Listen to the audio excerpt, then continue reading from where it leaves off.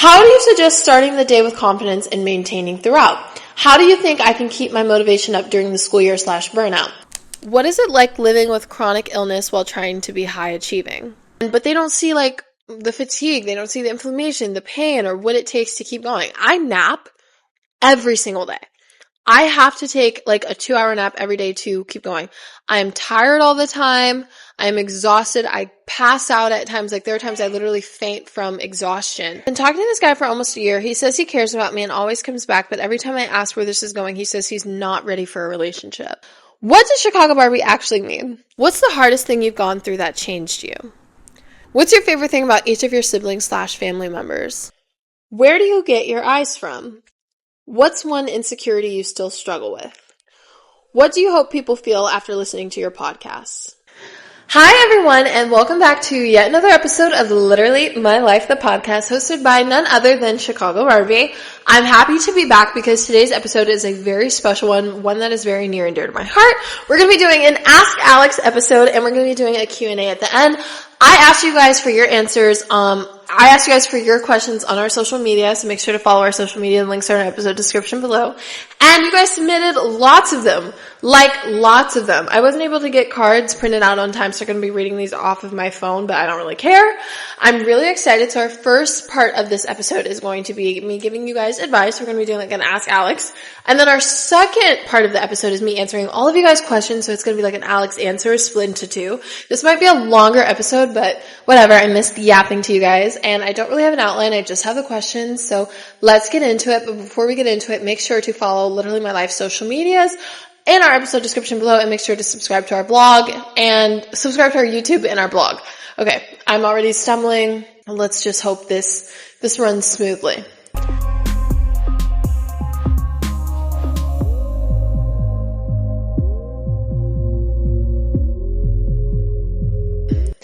First question in our Ask Alex episode, and these are my first time reading them, by the way, so this is like a blind reaction.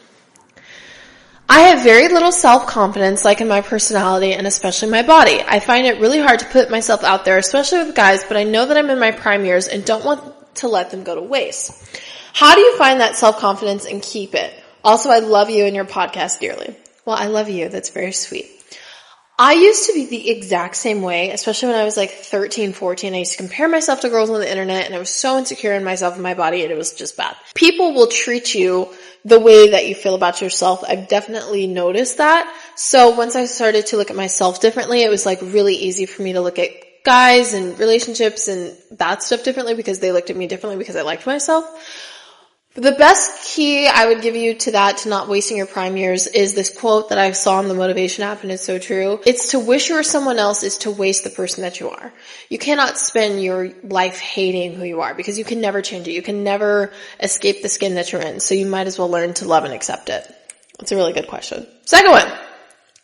I'm so scared I won't meet anyone in college. I'm going to Boulder and I'm so excited. I had to take a gap year, and so obviously I'll be 1 year older than most of my classmates.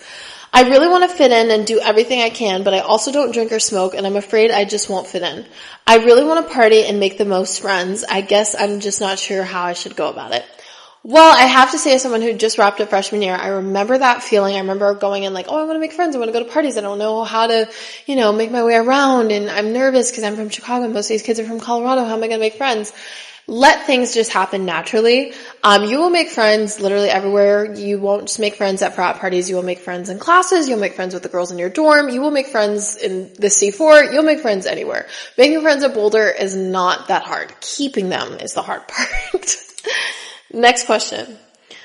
How do you suggest starting the day with confidence and maintaining throughout? How do you think I can keep my motivation up during the school year / burnout?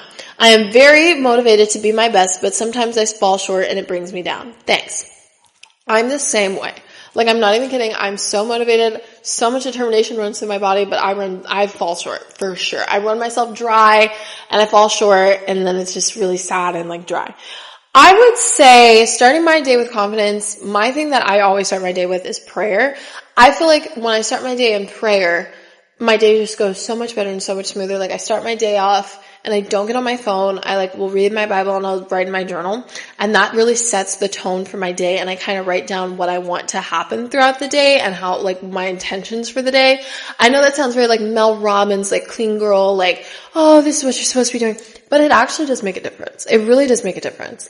Starting my day off with those intentions of having a productive day, I want to get this thing done throughout the day is great. I also make to-do lists for the day ahead the night before. So on Sunday nights, I always make to-do lists for Monday, and you get it. I would suggest doing that as well. To-do lists have literally saved my life because I used to be one of those people that just worked myself relentlessly. So make to-do lists and start your day off in prayer. Okay, next question. That was a good question. Oh, this is a good one. My boyfriend of 2 years and I broke up today because we don't align with certain politics and aspects. I love him so much and nothing is the issue except when we think about those opinions will play a big role in it. I, as a Black woman, think politics is a very, very valid reason to break up with someone. I don't think I could ever date a guy that supports our current president or his policies because you're supporting policies that are affecting me. So I totally think that is something that you should break up with somebody for. I watch Divorce Court a lot, which makes me a relationship expert, obviously. And I watch Divorce Court, and I have seen a lot of people on Divorce Court actually fight with their spouses or their boyfriends or whatever and be he's homophobic, I'm not homophobic, and he's teaching our children to be homophobic. That's something that's going to affect your children. You don't want to raise children that are going to be racist or homophobic or fascist or classist or any of those things. You want to raise children with loving hearts. And if you are marrying and having children with somebody who doesn't have a loving heart, you're going to risk that. And you don't want to do that. So you made the good decision. I'm really sorry. I know breakups suck, but you don't want to be with someone hateful anyway. As a current high school senior starting at CU in the fall, what are some tips you have for freshman year, CU Boulder, or anything like that? Also, any awesome recs for Boulder, restaurants, cafes, etc. Greatly appreciated. Okay, so you're starting Colorado in the fall. What are some tips I have for freshman year? I would say be as friendly as possible and be open to making friends with everyone. The kind of people that you were friends with in high school, you may not, like those kind of people in college. I would say be open to change because making friends in college is the best thing. Be open to new experiences. I went to frat formal. I went to a sorority formal. I tried so many new things in college. So definitely be open to new experiences like hiking and all that cool stuff because you're in Colorado. And be as nice as possible. There's no reason to go into college because we're not in high school anymore. And I'm not saying this just to you, but to everyone. There's no reason to go into college being a mean girl or being rude to people or gossiping or all that stuff. I thought we kind of left that at graduation. So be as nice as possible to people and be as loyal as possible to your friends. And as for Boulder Rex and stuff, there's a Chipotle on the hill that I love because I'm a Chipotle girl. Fat Shack is really fun. The hill is so fun on a Friday night, a Thursday night too, but Friday nights on the hill, top tier. Anything on the hill, the Sink, Fat Shack. I love Fat Shack, especially after a night out. I'm just naming restaurants because, I love to eat. But Boulder has some amazing places, so you're really going to enjoy it. You're going to have a great freshman year. Hi, Alex. I've been talking to this guy for almost a year. He says he cares about me and always comes back, but every time I ask where this is going, he says he's not ready for a relationship. I know I should move on, but I can't stop thinking about him and hoping he'll change his mind. How do I let go? So when a man meets you, literally when he meets you, he knows whether you're going to be his girlfriend, his wife, somebody just to hang out with. He knows. And you're categorized and you're forever going to be categorized in a situationship category, and he's not going to change his mind. All you're doing is letting him constantly disrespect you. And him not being ready for a relationship, let me tell you something, as somebody with commitment issues, you'll never have commitment issues with the right person. That's something you have with people that you don't want to be with. You're not ready for a relationship with you. And by letting him sitting there and disrespect you, he always comes back, a man that comes back is a man that will always leave. So leave him alone, gain some self-respect, and walk away, please. There's a man out there who will want a relationship with you and commit to you. Hi, Alex. I just finished my first year of college, and honestly, I don't even recognize myself. I changed a lot this year, some good, some bad, and I want this year to be a reset. How do I become the version of myself I actually want to be? I I would say one thing I learned from the Michael movie, if you haven't seen it, go see it, is he wrote everything out and he wrote down all of his goals and everything he wanted to accomplish very specifically, and he wrote it out like a form of manifestation, although I don't really believe in that. And I think that's what you should do. The person that you want to become, what does her morning routine look like? What are her goals? What does she dress like? What does she look like? Write it all out and start to slowly accomplish those things. Alex, I made a lot of decisions this year that I'm not proud of, especially in dating. I ignored red flags, let people treat me poorly, and honestly acted in ways that don't align with the kind of woman I want to be. I'm trying to move forward, but I feel so ashamed. How do I forgive myself? What does harboring resentment with yourself going to do for you? How is that going to make you a better person? How is it going to make you learn your mistakes any better? How is that going to change you or make you the person that you want to be by holding on to some mistake you made? One thing I've learned is that we have to be gracious with ourselves. It is human nature to be hard on ourselves, but treat yourself like how you would treat your best friend. If your best friend said the same thing to you, you'd be like, girl, you're young, you're dumb, you're having fun, move on, you know to do better next time. Do the same thing with yourself. I just finished freshman year and I made friends, but I don't know if they're my people. It's so relatable. So relatable. Everyone seems to already have their group and I feel lonely even when I'm surrounded by people. Is that normal? That is so normal. I have made so many groups of friends and it took me so long to figure out who my people were. I think you see who your people are when you're in tough situations and you see who loves you, who supports you, even when you're not at your highest moments. And you're definitely going to have your ups and downs throughout freshman year, and those people that were there for you during your downs, those are your people. And I wouldn't stress too much about finding lifelong friends. The goal of college is to get that degree. You will find friends and, guys and whatever along the way. But the goal of college is to get that degree. And as long as you're getting that degree, you're doing what you're supposed to do. Friends will come along. Alex, I'm really ambitious. I have huge goals and I know what I want, but sometimes I feel like my ambition is exhausting me. It's like I wrote this question. Oh my God. I feel guilty when I rest and anxious when I'm not working. How do I balance it? Rest is biblical. Rest is actually biblical. You have to rest sometimes or you will burn yourself out. And when you burn yourself out, there will be no working because you will be in the mental hospital. You have to take time to sit down, to reset, to recharge. And rest doesn't always look like rotting in the bed. It can be like doing stuff for yourself that's not like, oh my God, I have to do stuff for my career. And I get that. As a media girly, I literally never sit down. There's so many emails that I send to people a million times a day, so many events that I'm working. I do not ever sit down. I totally get it. But you have to, because I've had so many burnouts throughout my career, especially since I started my senior year. You have to make time to say, you know what, I'm not going to work today. Today is for my family. Today's for my friends.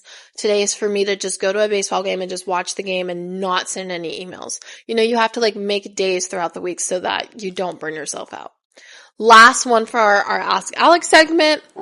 My friends make fun of me because I'm always overdressed. Even if I'm just running errands, I want to look cute. Is that shallow? Absolutely not. I think I talked in our last episode about how I get dressed to go everywhere. I love doing that. I write in my blogs and it's a joke. There was a joke about me in high school that I wouldn't even take out the trash without a smoky eye. And that's true. What's wrong with that? I think when you look good, you feel good. And I love to get dressed up. I'm dolled up right now. I didn't go anywhere today. I was just I'm going to do my podcast. Let me do a full face just because it makes me feel good. And what's wrong with feeling good about yourself? Absolutely nothing. So I love you guys so much for submitting those questions. That's all for our Ask Alex segment. Now we're going to be moving into our Alex Answer segment where you guys got to ask me some questions. So enough advice. Now let's do something a little bit more personal. This is your chance to get to know me a little bit better beyond the makeup, beyond the outfits, beyond the glams, beyond Chicago Barbie, beyond the nickname. You guys get to know the real Alex. I'm super excited. I haven't seen these questions either, so I'm really excited. Oh my God, there's a lot. Wow, we're going to be here a mile. What does Chicago Barbie actually mean? So I get this question all the time. Let me talk about where this came from. I'm from Chicago. Very obvious. And I grew up absolutely obsessed with Barbie dolls. You guys don't even understand. I had 4 Barbie houses. I had the Barbie shopping mall, cars, the Barbie private jet. I had everything. My room was like Barbietopia. I always loved Barbie and I always loved what she represented, which was being beautiful, but also being so ambitious and fearless at the same time. So my junior year of high school, when I decided to start a podcast, when I decided to start, the whole internet stuff, I knew I didn't want to go by El-Amin because I knew people were going to butcher my last name. So I decided to come up with a nickname. I knew I was from Chicago, so I was like, okay, Chicago. and then Barbie. I had like ideas to do Chicago Brat or Chicago Doll or whatever, which is so funny because that's what people call me anyway, to like be mean. But I love the Chicago Barbie nickname because it represents being from a big city, having goals, and also being glam and cute and sexy at the same time. Second question, what's one thing people misunderstand about you? I would say people misunderstand a lot of things about me. I think a lot of people, because I'm so ambitious and because I'm so confident in myself, a lot of people take that as cockiness, or a lot of people say, and this is way even before I started posting on the internet, a lot of people always said about me that I think I'm like all that, or I think I'm better than other people, and I don't think any of those things. I'm actually, in all honesty with you guys, I definitely have insecurities. 100%. I could look in the mirror right now if you gave a mirror to me, and I could pick apart so many things about myself. My front tooth is crooked. My arms are wobbly. My hair was burnt out for a little bit. It looked bad for a long time. I could say a million things about myself. Instead of that, I choose to just like myself. Like I was saying earlier, I'm always going to be me. There's nothing I can do to escape the skin that I'm in, so why not embrace it? And a lot of people take that as like cockiness and all those things. And it's none of that. It means none of that. It's just me embracing myself. I know that I will never fit every beauty standard. I'll never be stick skinny. I'll never be blonde. I'll never be this like what you think of a Barbie doll to be. I'll never look like that ever. So I decided to embrace my height, embrace my curves, embrace my complexion, and I look at myself in the mirror and I say, how do I make that my best me? And that's what I stand for. And it's so sad that it gets misconstrued into like me being a diva or me being full of myself, when I really just like myself. Because, you know, if you're not into yourself, who's going to be into you? Okay, that was a little longer one. We have a lot to get through, so I'll try and shorten them. What's the hardest thing you've gone through that changed you? I would say getting sick my junior year. 110%. My junior year of high school, if you're like new to this, my junior year of high school, and like the whole reason we have a podcast now, I got super sick. I was diagnosed with chronic inflammation, and I got super inflamed. I lost my ability to walk and talk and eat, and it was horrible. I lived in the hospital for like 3.5 weeks. And it was terrible. It was absolutely terrible. And at the time, it felt like it was going to like break me. Before social media and stuff, was super ambitious. I wanted to go to Yale. I was super into like academics, and I was missing school, and that meant so much to me. You guys don't even understand the fact that I was missing school because I was in the hospital. It was like the worst time ever. But I learned a skill through that time, and it was like how to be resilient, because I got through that through the grace of God, and I know like since I got through that, I can get through absolutely anything. So I feel like I learned a lesson. That's how I have to get through stuff. Like if it was terrible for me, I had a terrible experience, as long as I can learn a lesson from it, then I feel it was worth it. And I learned true resilience through this, experience. Even though it was terrible getting sick, I feel like it was worth it. What is it like living with chronic illness while trying to be high achieving? Oh my God, I'm so glad somebody asked me this question, because like people don't understand what it's like to have an invisible illness. They don't understand. They see what functioning looks like they see me on camera, they see me doing get ready with me, they see me do whatever, but they don't see like the fatigue, they don't see the inflammation, the pain, or what it takes to keep going. I nap every single day. I have to take like a 2-hour nap every day to keep going. I am tired all the time. I am exhausted. I pass out at times. Like there are times I literally faint from exhaustion just because I'm inflamed. Living with chronic illness is really, really hard. And even though I don't show like me fainting and stuff on social media, it doesn't mean that it doesn't happen. And it's been really hard for me, especially moving away to college. Like my mom has been my support system. My mom like really has helped me with my illness.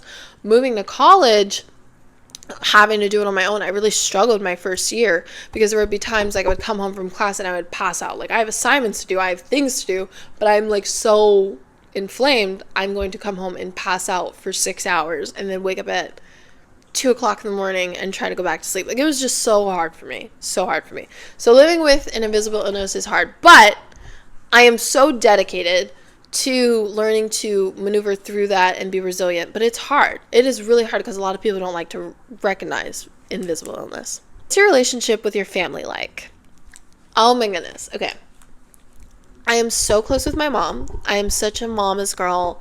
My mom and I have been best friends since I came out the womb. I talk to her about absolutely everything. We love Mama Barbie. We just love Mama Barbie. I just tell her everything. That's my girl. I have 4 sisters. I love my sisters so much. My sisters, I don't have like a favorite sister. I think that's so shallow to like, I don't believe in nepotism. I think it's shallow to have a favorite. But I'm so close with my sisters. I'm really close with my sister Diamond because she lives with me right now currently. But I'm also close with the rest of my sisters. 2 of them live in Denver and then 2 of them live in Chicago, which I think is really cute. And I see all 4 of them whenever I can. I see Diamond the most because she lives right downstairs. But I love my sisters. I love that I have sisters. It's actually great. Because the thing about having sisters that are older than you, every experience that you're going through does not feel like an original experience because they've already went through it and can give you advice, which is great. I had a great relationship with my dad until this year. We've talked about him so much on this podcast. It is exhausting. But pray for us. And I love my grandmother. She watches this every week. I know she's probably watching right now. I'm such a grandmother's girl. Today's actually Mother's Day that I'm filming this, so happy Mother's Day to my mama and my Gigi and my Auntie Robin, the 3 women who have stepped up to raise me. I hope you guys see this. And loyalty and like family values mean so much to me. I love my family. And I also have 2 little brothers, Blake and Drake. Do you want to come say hi, Blake? Because he just walked past. Just come give me a hug. Oh, you're so sweet. I love you. Ow! Sorry. Oh my god. Having little brothers is not for the weak. But I love my family. I definitely want to show them a little bit more on here. Maybe not on the podcast, but like in our vlog. So subscribe to our YouTube channel. Because there's Mama Barbie, there's Sister Barbies, there's Gigi Barbie, Auntie Barbie. There's a lot of them. What's your favorite thing about each of your siblings / family members? This is a good one. Okay, I'll start with my mom. My mom, and I was actually just thinking about this. It's crazy because it's Mother's Day. My favorite thing about my mom is she is a great example of you're not always like able to control the deck of cards that you get in life, but you are able to control how you deal with the cards that you get. And my mom is so resilient and so strong and so fearless. And she's probably the most hardworking and confident person I've ever seen in my life. She's truly like a brilliant woman. She's so strong and so smart. And she's really taught me how to be, smart and how to maneuver through stuff as an independent and badass woman. We love Mama Barbie. Mama Barbie's just the it girl. My dad, even though I'm not like feeling him these days, my favorite thing about my dad is he is genuinely such a soft-hearted person and he's not afraid to show that. In any circumstance in his life, he will continue to remain soft-hearted. He's not mean and there's not a mean bone in his body and he's not ashamed of that. My sister Danielle, she's the epitome of an older sister. She will always make sure that everyone around her is well taken care of. And I'm not even just talking about like well fed and like clothed and bathed, but like emotionally. And she's so thoughtful with her siblings and her children and her husband. And she's such an inspiration. Sade is absolutely hilarious. She is the girl that's like quiet and you like think like, oh, because she's so quiet, she's like a goody two shoes, which she really is.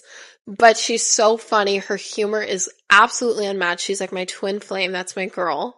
Oh my God, I hit the mic. And I just think she's the life of the party. And it's like funny because she's like a secret life of the party. Aaliyah has to be the most genuine soul there ever was on this earth. My sister Aaliyah has like, I'll get emotional talking about her because she just got married too recently. So like, let's congrats to the newlyweds.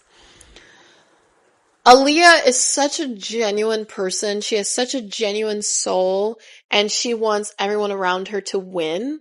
And she like is so close to God and her relationship with God is so inspiring. Like she has inspired me and my sisters to like read our Bibles so many times because she's so close to God and has always prioritized him. And I love her. Like she's such a role model. She is amazing. She needs a podcast, but she like hates me on camera. Diamond is absolutely hilarious. She is like, my sister Diamond is the epitome of laugh so you don't cry. And there have been so many times in our lives, like we've gone through tough situations, especially as kids. Diamond is like the person that has always made sure I laughed, like, so I didn't cry. She's always going to be the person that keeps everybody's spirits up and makes everybody happy. And I admire that. She's so fearless and so confident and so beautiful and so poised. And I just love her spirit and her energy. She's the life of the party as well. My grandmother is so wise and so kind, and she's not afraid to be unapologetically herself, which gives me so much confidence. And like, she's such an inspiration. I love my grandmother. Like, I'm such a grandmother's girl. She's just so like unapologetically herself. It's so amazing to like see someone like that be so comfortable with themselves. And my Aunt Robin has taught me so many things. I don't even know what my favorite thing about her is because there's so many things. I would say my favorite thing about my Aunt Robin is how great she is with people. She really is a people person. And she's really stepped up for me and been like someone in my life that I didn't even know I needed. She's been like the blessing I didn't even pray for. And I just love how great she is with people. She's able to get along with pretty much everyone, be anyone's friend. She's so loving and so accepting of everyone. And I really admire that about her. What does success look like to you? Success looks like to me being able to do two things, which is like build a legacy and help people. I was literally walking down the street the other day and I saw this little girl and she was like selling flowers to help her family. And I was like, it is such a shame. This girl has nowhere to live, assumably, or she has to, if she does have somewhere to live, they have to sell flowers to help pay their rent, and we have billionaires in the world. So I want to be able to be in the financial position where I can give back and help people.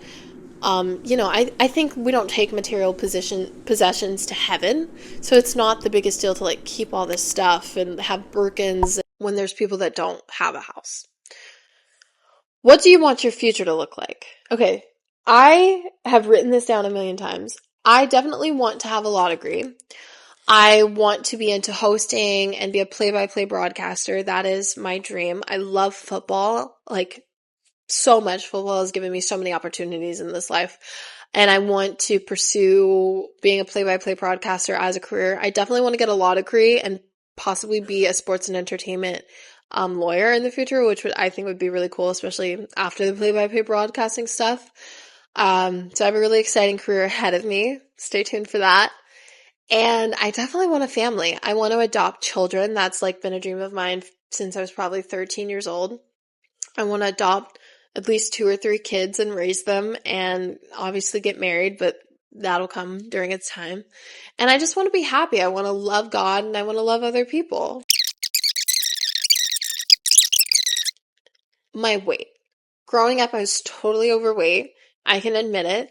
I don't feel overweight now, but like when I do get comments, especially living in Boulder, which is like skinny person central, when I do get comments that I'm overweight or that I'm too curvy or that, stuff about my butt and whatever people say about me, it is a lot. Like, it bothers me a little bit because it's like I was called overweight for so long, like being called overweight in college. That one hurts. That's something I'm definitely a little insecure about. It's like a touchy subject. What's one thing 19-year-old Alex is leaving behind? I would say self-punishment, guilt, and the need to prove my worth. Oh my goodness. So this is a really cool question. So these are my natural eyes. My eyes are naturally green.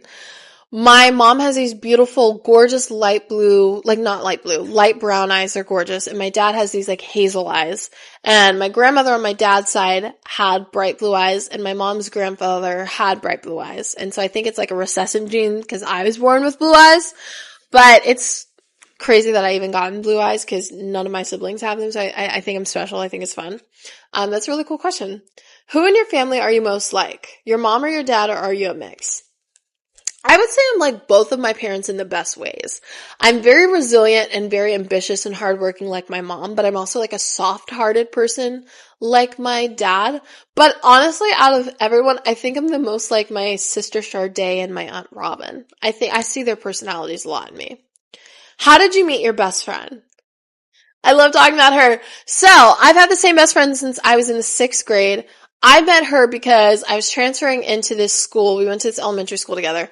And I was transferring in there and I didn't know how to make friends. So my mom, being my mom, introduced me to a group of girls and she was like, this is my daughter. She's going to go to school here and she needs friends. And my best friend was in that group and that's how I met her.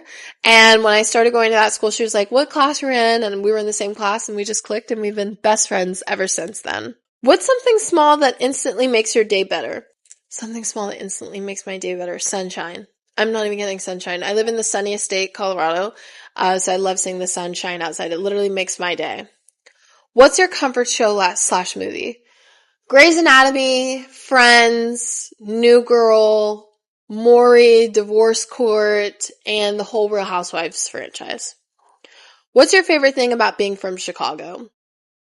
I think being from Chicago definitely teaches you a different kind of hustle and gives you a different kind of grit and ambition than being from any kind of city. Seeing a lot of kids in Boulder very relaxed and they don't have to fight for opportunities because they're just handed to them and that's fine. But I think being from Chicago, you just have an ambitious mentality because a lot of kids from Chicago, you don't have, you know what I mean? The same opportunity. So you're hungrier for them. And that's one thing I really admire, our hustle culture. What's your favorite thing about living in Boulder? I would say it's so different than Chicago that it's almost a good thing. It's so nice to live in an area that, these are people nothing like the people I grew up with, nothing like the area that I've lived in. So seeing the mountains and sunshine and just incredibly hippie people is actually very fun. What's one thing people don't know about you? I am amazing at baking. I should do a baking series on YouTube or TikTok or something. I love to bake. I make cookies, cakes, pies, the whole shebang. Were you always this confident? Absolutely not. I did not become confident until my sophomore year of high school because I slowly started to realize that I'm beautiful. I really am a beautiful person and I deserve to think that about myself. Before the age of 15, absolutely not. I was so insecure, especially my freshman year of high school. Oh my God, freshman year is such a weird memory for me because I remember how insecure I was. I would go through people's Instagrams and just sit there and just compare myself. It was a miserable time in my life. What makes you feel most beautiful? I would say people who really love me for me and not anything I can give them. So my family, obviously the Lord, my friends, my true friends, that makes me feel so beautiful. People who really see you for you. What's your love language? Oh my God, I love this question. That's such a cute question. Who submitted that? Okay.